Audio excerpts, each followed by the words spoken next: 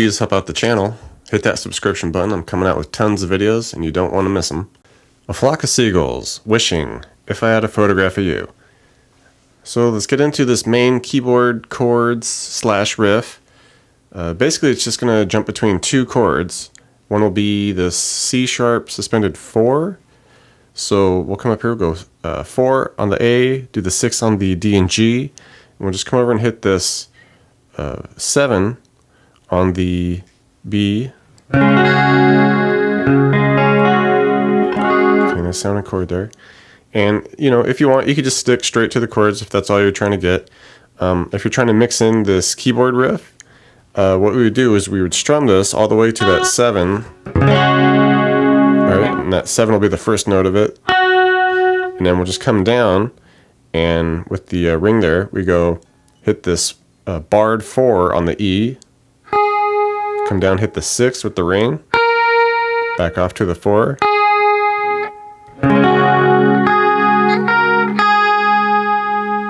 Right. Do it one more time, and then we just finish it by coming back up and hitting that 7 on the B. There's a little time difference between the 4 to 6 on the E there.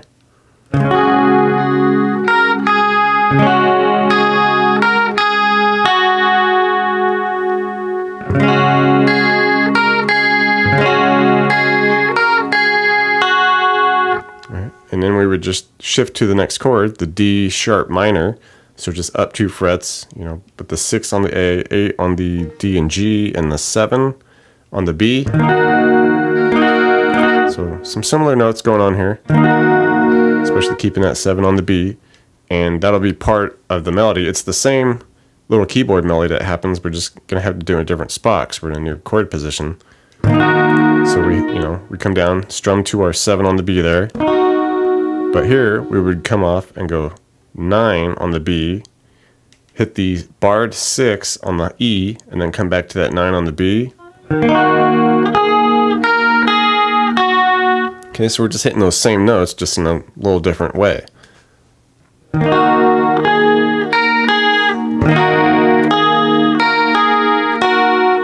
Right. So it's just a matter of, if you want to incorporate everything into it, you can go that way.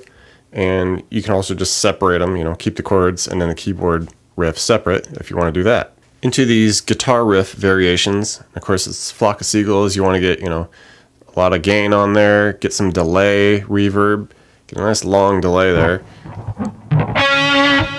Just something like that. And we're going to be doing these variations of a similar thing. Sometimes he'll do one little thing, sometimes we'll add a little something, sometimes we'll add a little something else. But it's all this same spot where we're going to be bouncing between the 6 on the G, come down, hit the 6E, back to 6G, and we'll do a 9 on the B, and then 6G for this initial little riff variation. Okay, just kind of picking through it. Alright, so he'll do that, once here and there, and then he'll add a little something where we keep it all the same, but then we just finish on the 7 of the B instead. Just tack that on. And then we can even take it further in some spots where, instead of ending on that 7 on the B, we keep going by doing a 8 to 6 on the G. So just little variants of a similar thing, just either adding stuff to it or keeping it a little bit more concise.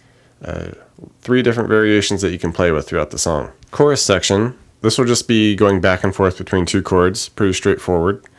We shift up to these bar chords where we'll be at an A flat, so just bar the 4s, 6 on the A and D with the 5 on the G. Right,